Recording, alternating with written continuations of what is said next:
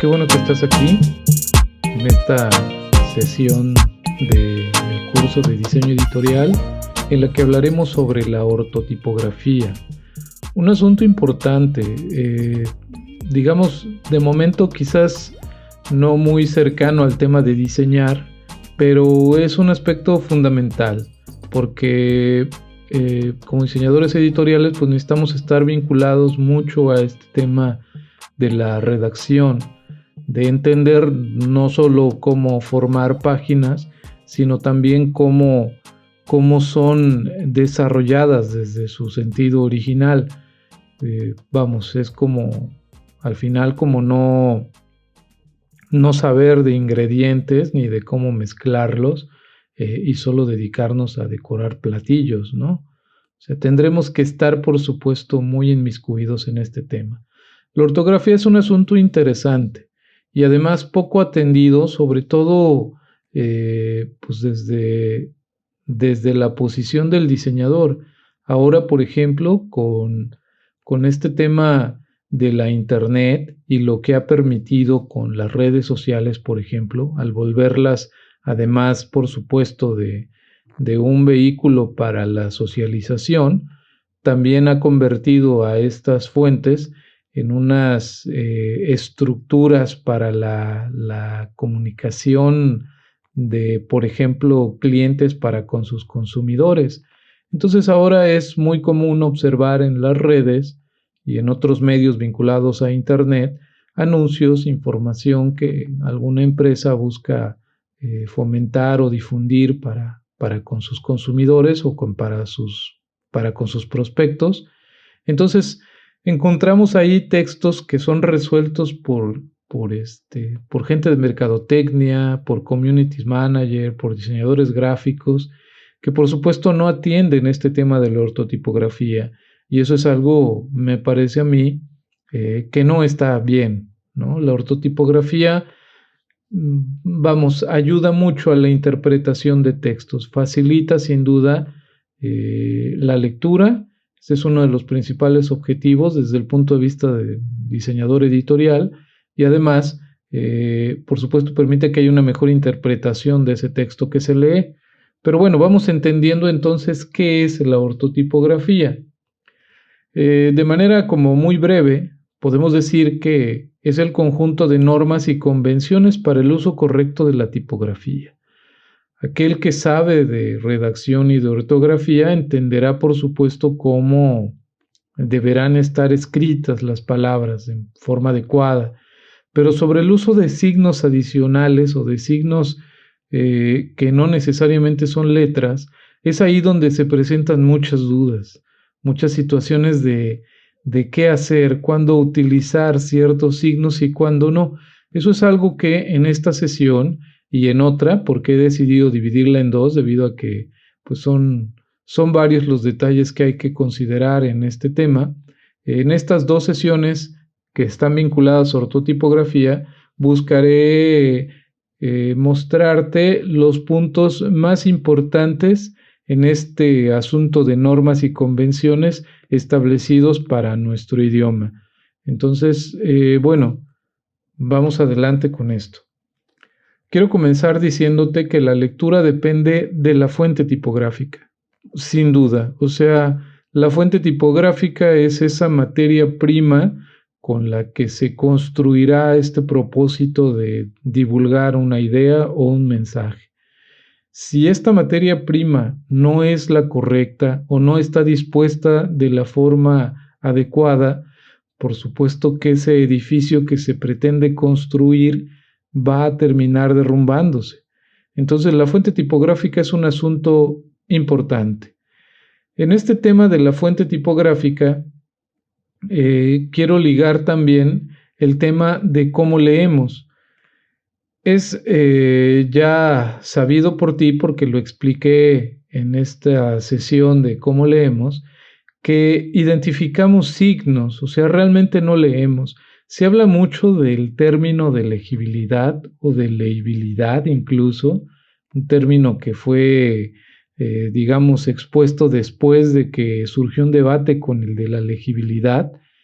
Entonces, estos conceptos que aún siguen, digamos, debatiéndose por expertos, por gente que ha dedicado mucho de su tiempo a tratar de conceptualizar o de entender estas ideas, vamos a tratar, por supuesto, de no entrar en esos rollos, pero sí cabe decir que, de acuerdo con lo que se sabe, la fuente tipográfica motiva un asunto de identificación de signos, de tal manera que una buena fuente tipográfica que sea legible, digámoslo así, va a ser una fuente a la que se esté habituado y en la que se reconozcan con mucha facilidad diferencias entre signos.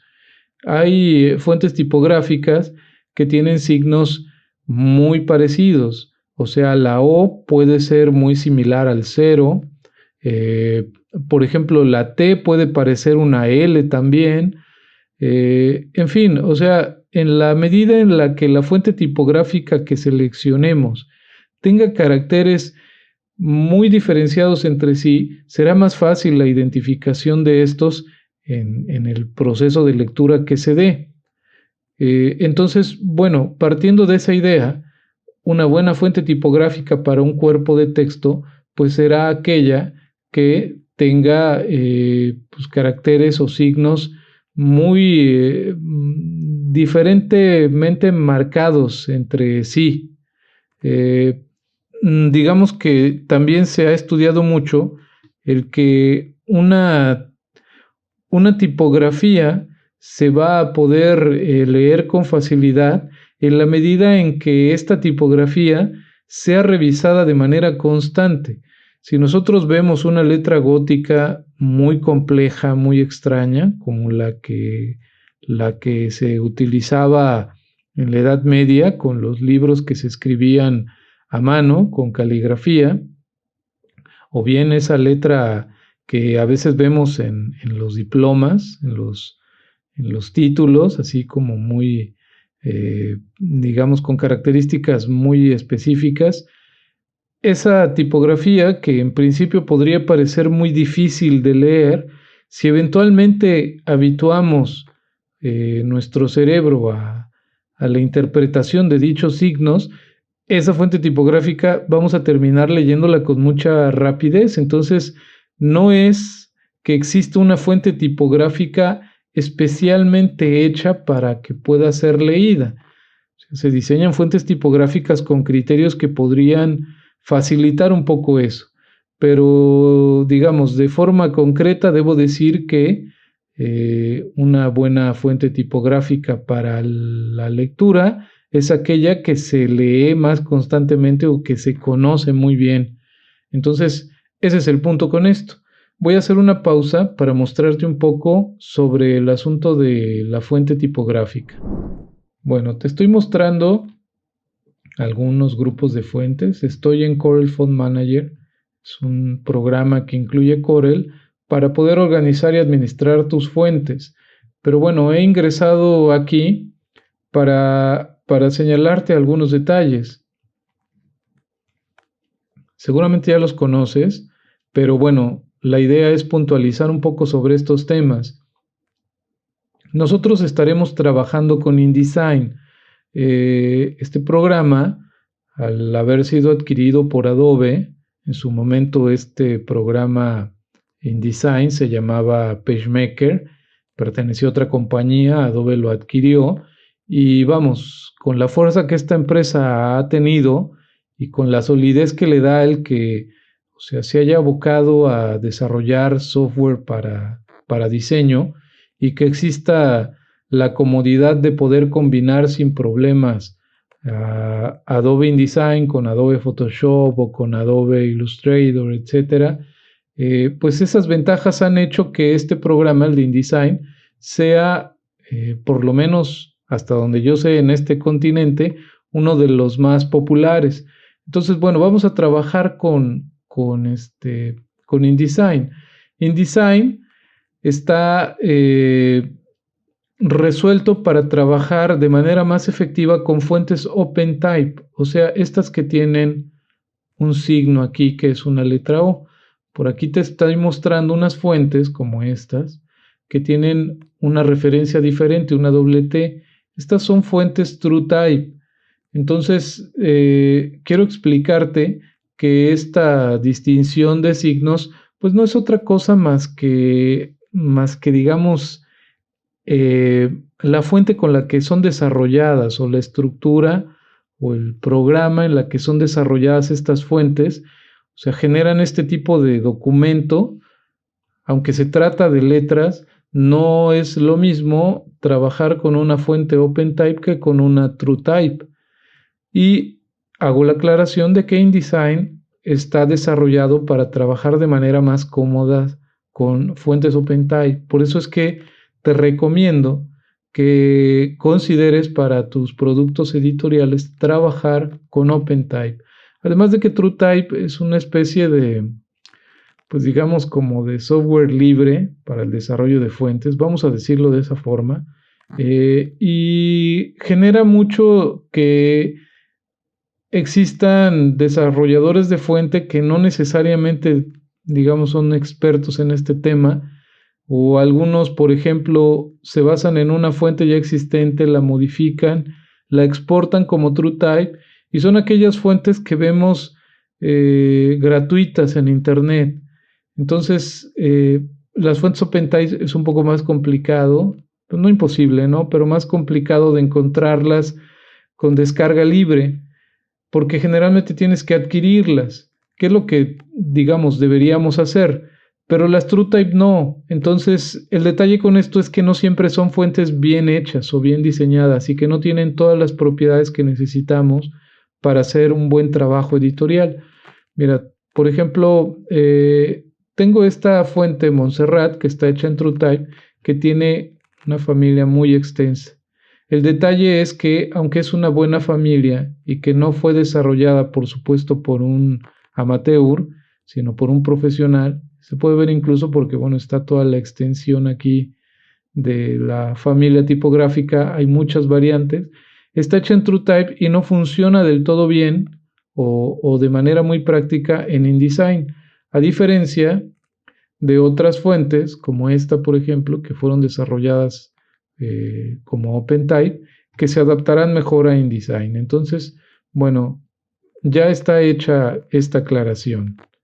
Volvamos entonces al tema de la ortotipografía. Bueno, vamos a entender cuáles son las reglas o normas establecidas para el uso de mayúsculas.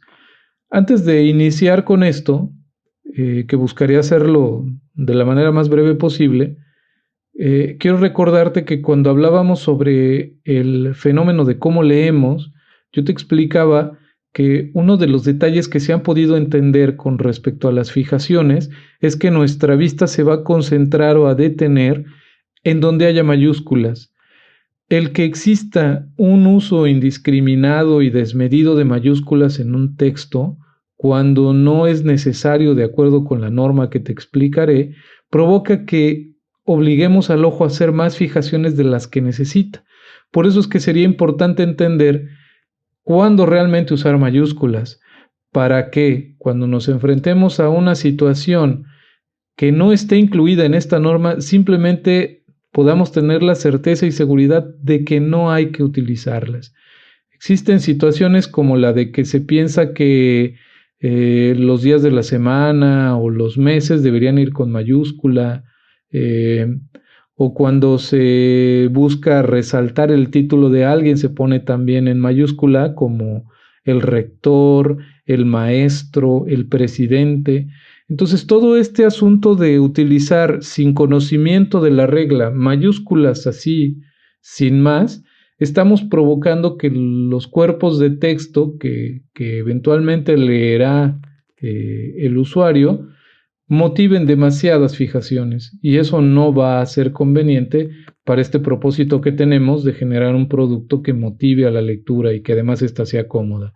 Entonces, bueno, vamos a entender algunas de las convenciones, las más principales para el uso de mayúsculas.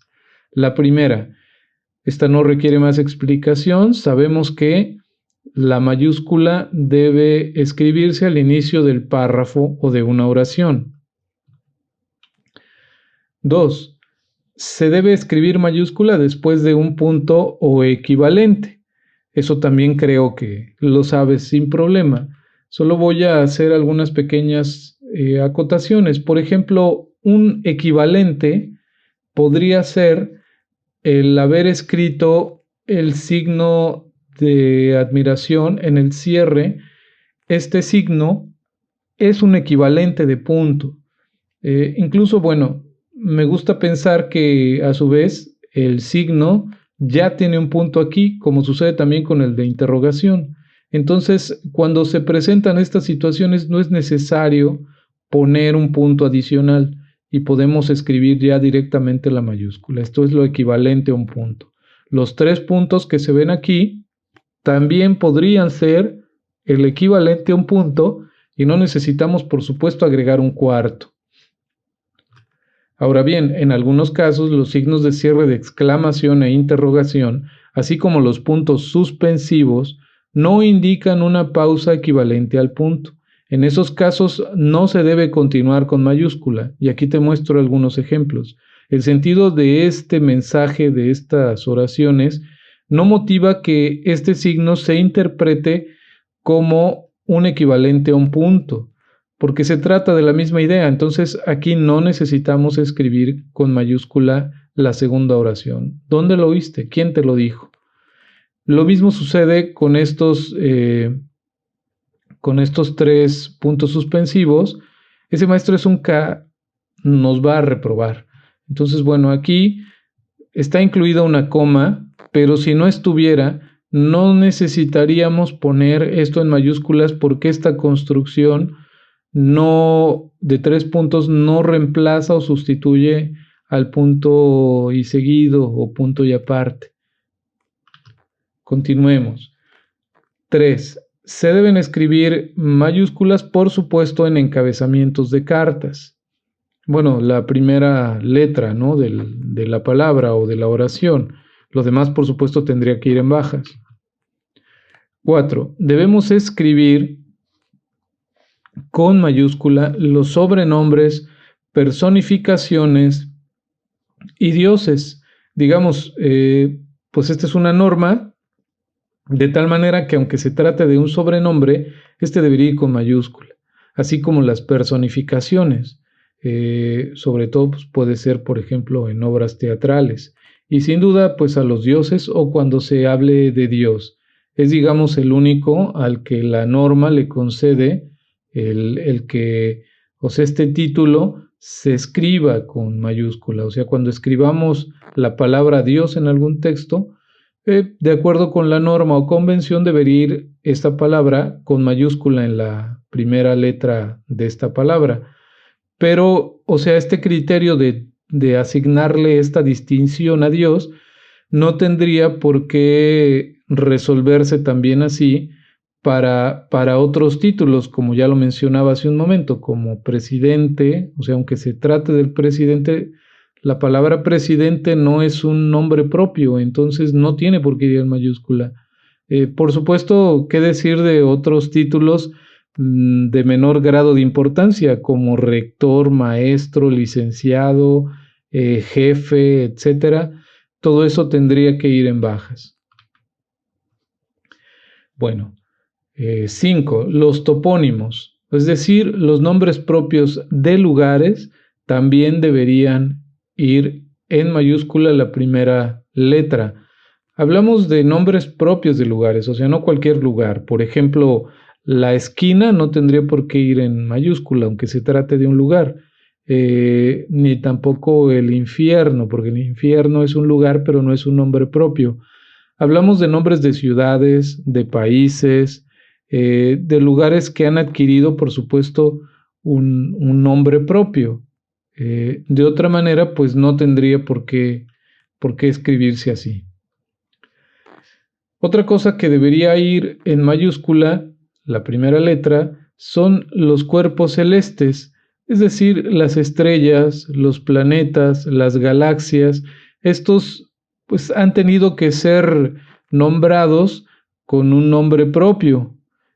Por ello es que por nombre propio pues debería ir su primera letra en mayúscula.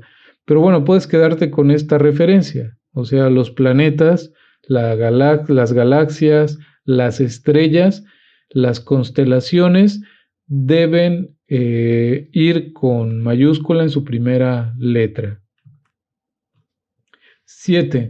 Los puntos cardinales, pero solo cuando son parte inseparable de un topónimo, o sea, del nombre de una ciudad, de un país, de un lugar, digamos, con nombre propio. Por ejemplo, Corea del Norte, norte es parte del nombre y entonces debe ir también en mayúscula.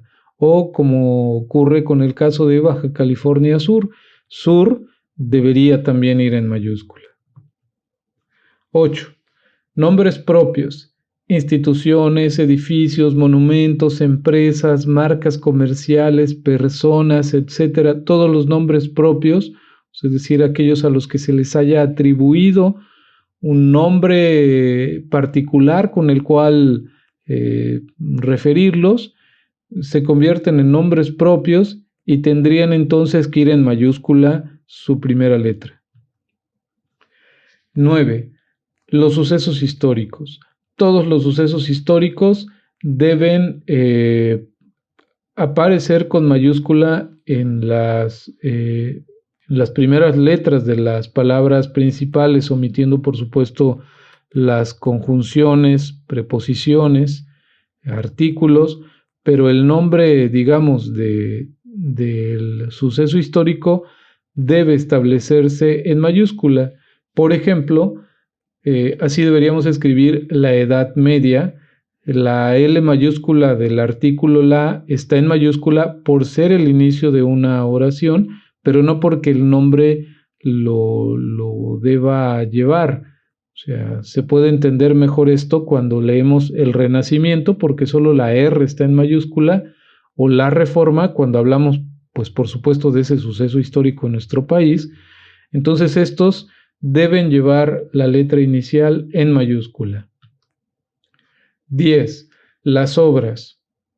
Todas las obras, ya sea de teatro, obras pictóricas, obras arquitectónicas, cuando son, por supuesto, claramente una obra, tienen que escribirse con mayúscula en su primera letra. 11. Publicaciones, es decir, publicaciones periódicas, es decir, los periódicos, las revistas y similares. Aunque se entiende que una publicación periódica, pues a su vez es un nombre propio porque se trata de una empresa, como por ejemplo El Debate, El Noroeste, la revista Quién. O sea, son empresas que han adquirido un nombre propio y por ende, pues deberían también estar claramente en mayúsculas las primeras letras de esta palabra o de estas palabras. Pero bueno, cabe aclarar que todas las publicaciones que por supuesto tengan asignada su nombre, pues estas deberían llevar también una mayúscula al principio. 12. Los días festivos. Estos también tendrían que escribirse con mayúscula, como por ejemplo Navidad o Día de la Raza, Día del Amor y la Amistad. En estos casos, en el de, por ejemplo, el Día de la Raza y Día del Amor, la palabra día también forma parte del nombre, digámoslo así, de la celebración y por ello también debe ir en mayúscula. 13. Bueno, todo lo relacionado con la zoología, botánica y símbolos químicos debe ir en mayúscula, porque a su vez pues también se trata de nombres propios, nombres particulares que fueron asignados a estos conceptos derivados de la zoología, la botánica y los símbolos químicos. Por ejemplo, mamíferos, agave tequiliana, Homo sapiens, H2O, pues estos son ejemplos de cómo debe escribirse estos criterios. 14. Pues los números romanos también se entiende que deben escribirse en mayúscula, es una falta ortográfica o de ortotipografía el que un número romano se escriba con bajas. Muy bien, vamos a este segundo bloque último de esta primera parte de la ortotipografía, de las normas que se establecen para el uso de signos en nuestro idioma. Las itálicas son letras inclinadas hacia la derecha. Se tiene la mala costumbre en ciertos sectores del medio del diseño gráfico o editorial de nombrar a la letra itálica como letra cursiva, pero la verdad es que esa sería una mala referencia o definición de, de este tipo de fuente tipográfica o de escritura, porque lo cursivo debe entenderse como aquella escritura que se resuelve de un solo golpe por palabra, o sea, es decir, aquella en la que unimos las letras para hacer un tipo de escritura muy particular. Generalmente se considera este tipo de escritura cuando se tiene poco tiempo para escribir, o sea, es decir, es una escritura muy fluida, digamos que poco legible o poco entendible cuando se lee porque existe esta unión, o sea, se generan nuevos signos a partir o sea, de este tipo de construcción. Y en el asunto de las fijaciones, de acuerdo con lo que ya pues he hablado acerca del tema de cómo leemos, puedes intuir entonces que una letra cursiva no es necesariamente una letra que procure o facilite este asunto de una lectura fluida. Por supuesto, toda vez que no estamos habituados a esta escritura, porque si lo estamos, sin duda esta fuente tipográfica, la de una letra cursiva, sería una muy buena, un buen material pues tipográfico para construir el documento. Pero bueno, o sea, puntualizo algo que ya he venido diciendo. La mejor letra no es aquella que se diseñó con tal o cual criterio, sino la que más se lee, o sea, la que más está acostumbrado dicho lector. Esa es la letra que le resultará más cómoda leer, porque ya tiene claramente identificados los signos, de tal forma que si alguien está acostumbrado a leer letra cursiva, esa será la letra con la que mejor se sienta y será para ese usuario la letra más legible. A diferencia de quien no sepa o no esté muy acostumbrado a leer este tipo de construcciones y digamos que tenga registrado mejor a las letras redondas. Las letras redondas son como las que estás viendo en esta lámina o en esta pantalla. Son estas letras que tienen un sentido muy vertical, no están pegadas una con otra. Estas son letras romanas. Las letras itálicas entonces son las que tienen una ligera inclinación hacia la derecha. ¿Cómo se obtienen las letras itálicas? Déjame mostrarte. Bueno, aquí estás viendo un texto. En InDesign, las letras itálicas corresponden claramente a digamos, a una familia tipográfica. Tengo aquí esta fuente que se llama Cronos Pro.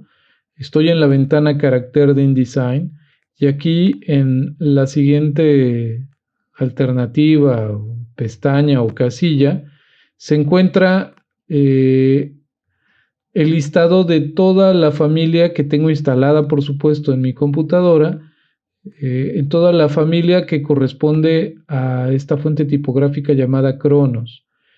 Bueno, yo debo entender que lo cursivo, no, perdón, lo itálico, mira, ya estoy cometiendo este error o fallo que te acabo de mencionar. Es que de repente se ha viciado mucho eso, ¿no? O sea, mucha gente le suele decir cursivas y termina, pues, por supuesto, por hacerte entrar en este juego, ¿no? Pero no, se trata de letras itálicas. Incluso aquí lo puedes ver, es la referencia con la que lo ubicas. Estoy en una letra regular o redonda, pero si señalo alguna parte del texto, debo ir aquí y elijo itálico o italic. Y entonces se puede entender que una letra itálica es una fuente tipográfica que se diseñó adicional a esta redonda. De hecho, quise mostrarte este ejemplo porque, como puedes apreciar, la fuente tipográfica de la itálica perteneciente a la familia de la tipografía Cronos Pro es diferente. Por ejemplo, ve la letra A de la versión en itálica, a diferencia de la letra A de la versión romana. Pero bueno, esto es porque el que diseñó esta fuente así lo consideró así para esta familia tipográfica. Por supuesto que habrá otras fuentes tipográficas o familias tipográficas cuya letra, por ejemplo, A de su versión itálica es, vamos, la misma que la de la versión en romana, solo con la inclinación. Pero bueno, el que diseñó esta fuente, que en lo personal a mí me gusta mucho, tuvo esta distinción. Ahora, ya que la ves incluida en el texto, hace el efecto que se busca, es decir, la fuente en itálica se distingue, porque ese es el objetivo, se distingue del resto de la fuente tipográfica que está en romana, pero sin hacer una ruptura muy grotesca o muy abrupta. ¿Para qué sirven las cursivas en los textos? ¿Qué se pretende con ellas? Por supuesto que se señalan criterios, se distinguen palabras con una itálica, pues, pero el objetivo es este. Ya explicando que al leer nosotros resolvemos fijaciones que nos permiten ir digiriendo o entendiendo el texto que estamos revisando, cuando nos encontramos, por ejemplo, con palabras extranjeras que sin duda motivarán una fijación, las letras itálicas nos ayudan a entender que vamos a pasar por una palabra que requiere, digamos, de nuestra atención, o sea, que obliga a una fijación. A mí me gusta hacer mucho esta analogía porque creo que explica el sentido que tiene el uso de cursivas dentro de un texto. Imagina que estás manejando, entonces tú vas en carretera, vienes o vas, por ejemplo, a Navolato, y entonces vas así toda la recta que ya te lleva a las playas. Entonces, tú vas a una velocidad alta porque estás en carretera y de repente te topas con un tope que no estaba indicado. O sea, tú lo ves a escasos metros de ya dar con él. Entonces, por más que frenas, sin duda le acabas de dar un buen desgaste a tu carro, ¿no? Si no es que terminaste por fregarle la suspensión. O sea, porque no pudiste anticipar esa situación, la de que estuviera el tope. Ahora bien,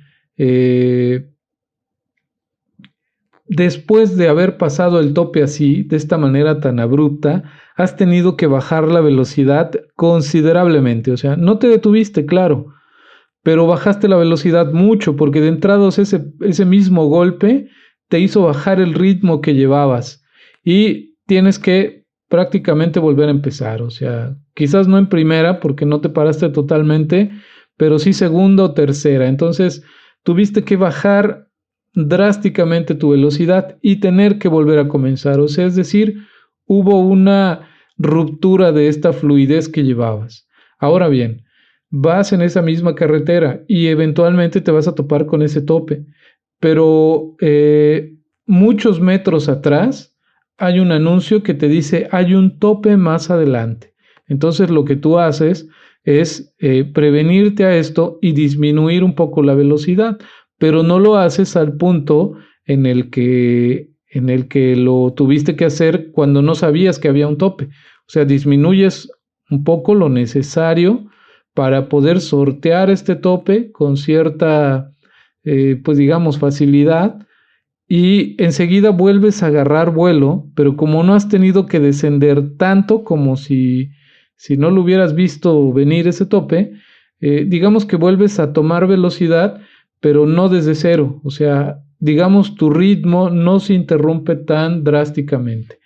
Ese para mí es el sentido de la cursiva. O sea, es decir, te permite que si tienes una fijación por aquí, vamos a pensarlo así, por esta parte, tu fobia está concentrada en estas letras, pero tu parafobia te ha permitido entender estas otras tantas, o sea, este bloque que tenemos aquí. En ese poder apreciar las cosas desde la parafobia, tu cerebro ha podido entender que hay una anomalía aquí. O sea, hay letras itálicas cuando en realidad todo está en redondas. Entonces, eso motiva que hagas ya de inmediato una fijación de aquí a acá. Pero no has tenido que hacer algo como tener una fijación aquí, luego saltar acá, luego tener que regresarte, porque te has dado cuenta que estás en una palabra que no comprendes bien, que precisamente está en itálica, o que bien tenías que prestarle más atención de la debida.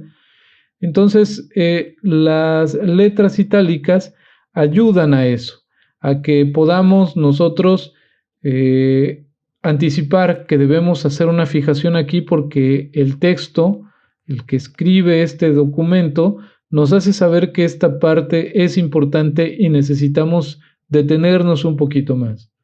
Ese es el sentido.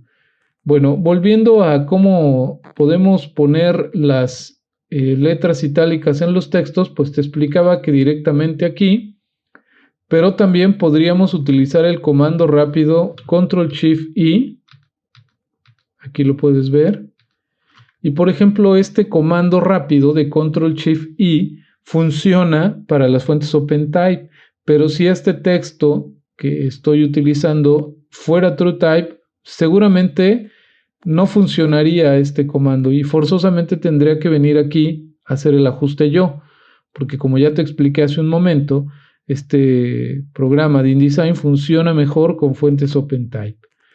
Bueno, llega a haber situaciones en las que equivocadamente, y eso lo vamos a ver más adelante, escogiste para el cuerpo de texto es esto, o sea, esa parte de los documentos en donde se concentra realmente el texto, o sea, no los títulos o encabezados, no los pies de foto, no las citas o los sumarios, sino es esa parte en donde realmente se encuentra la información central del documento. Eso es el cuerpo de texto. Y para esa parte de los documentos, especialmente en estas, debemos elegir fuentes que tengan todas las variantes necesarias. Ya más adelante entenderás más claramente por qué, pero por ahora puedes saber que si elegiste una fuente tipográfica para el cuerpo de texto que no incluye, como si es mi caso, una versión itálica de esa fuente, entonces estarás en problemas, porque ¿qué pasa si es necesario, súper necesario, poner esta palabra que estoy señalando en itálica? Bueno, si ya cometiste ese error y no hay manera de resolverlo cómodamente cambiando de fuente, podrías utilizar este recurso que no es muy recomendable, pero que bueno, ya en instancias complicadas pues tendrías que utilizar, que es este que está aquí. En la ventana de carácter tenemos una T inclinada y nos muestran grados. La recomendación mía es poner entre 5 y 10 grados, no más y no menos. De hecho, si pones menos, voy a poner 3, la verdad es que casi no se ve. Aquí ya acabo de poner 3, pero realmente la fuente no se ha modificado claramente.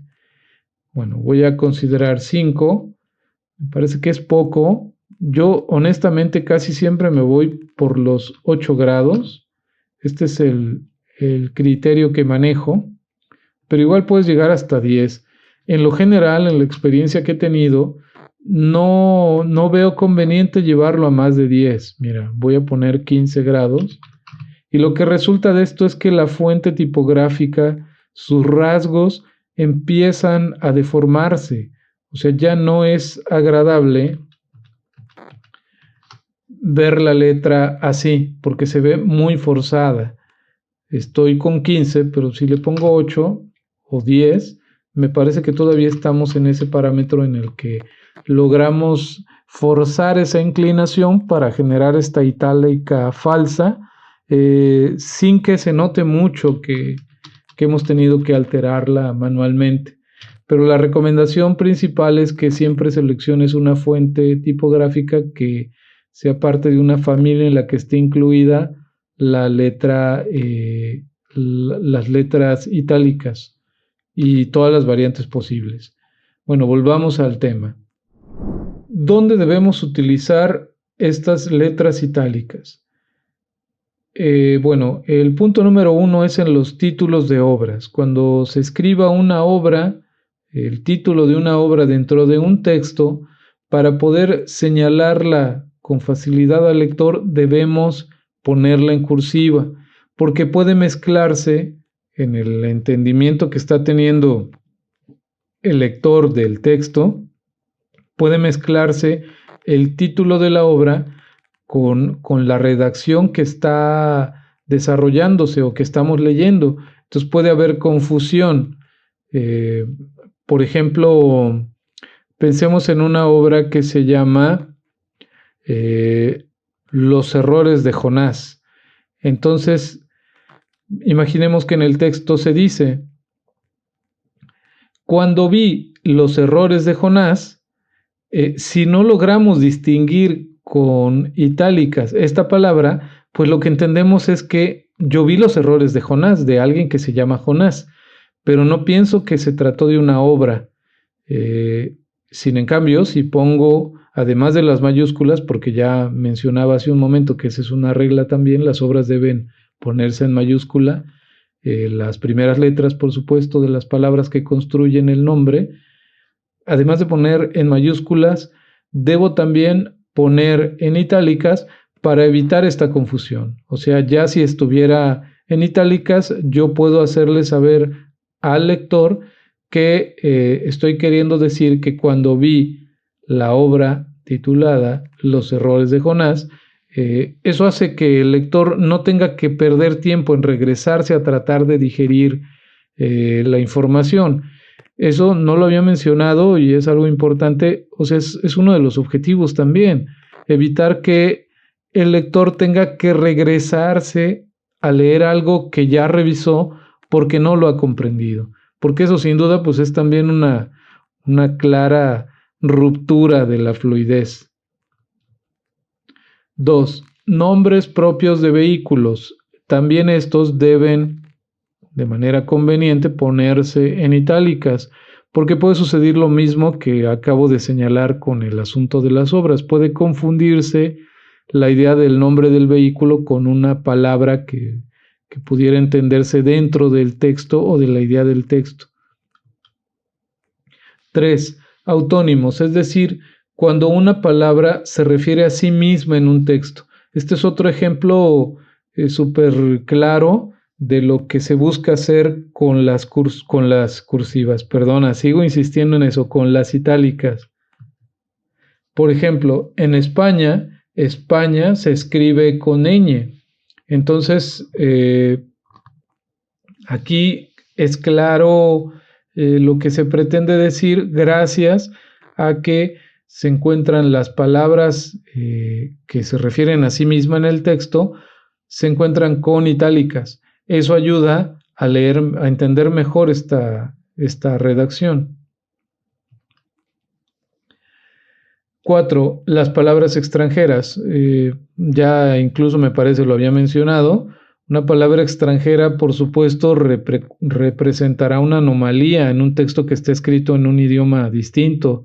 Entonces, hay que avisarle, acuérdate del ejemplo del tope, hay que avisarle al lector que se va a topar con una palabra extraña y que quizás tenga que bajar su ritmo de lectura, su velocidad, para poder hacer una fijación más prolongada en esta palabra, poderla digerir con más facilidad y volver a tomar velocidad en este avance de lectura que está teniendo. Ese es el sentido entonces de las itálicas.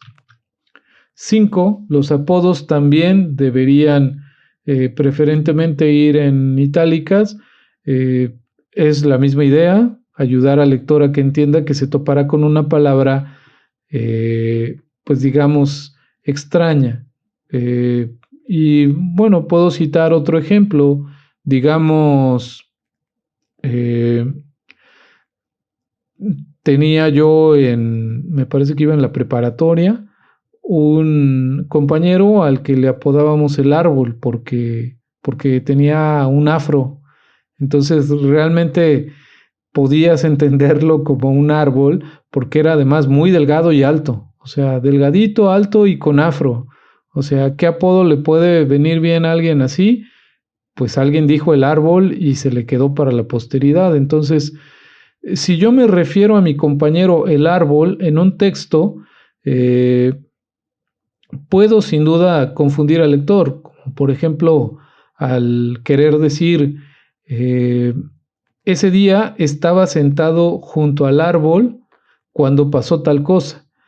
Ahora, puede entenderse que hablo de un árbol real, normal, y no de mi compañero, al que apodábamos el árbol, si no utilizo esta referencia de itálicas.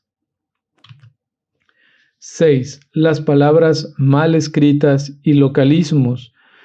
Hay ocasiones en que los textos deben incluir palabras mal escritas porque así lo requiere la idea que se desea plantear.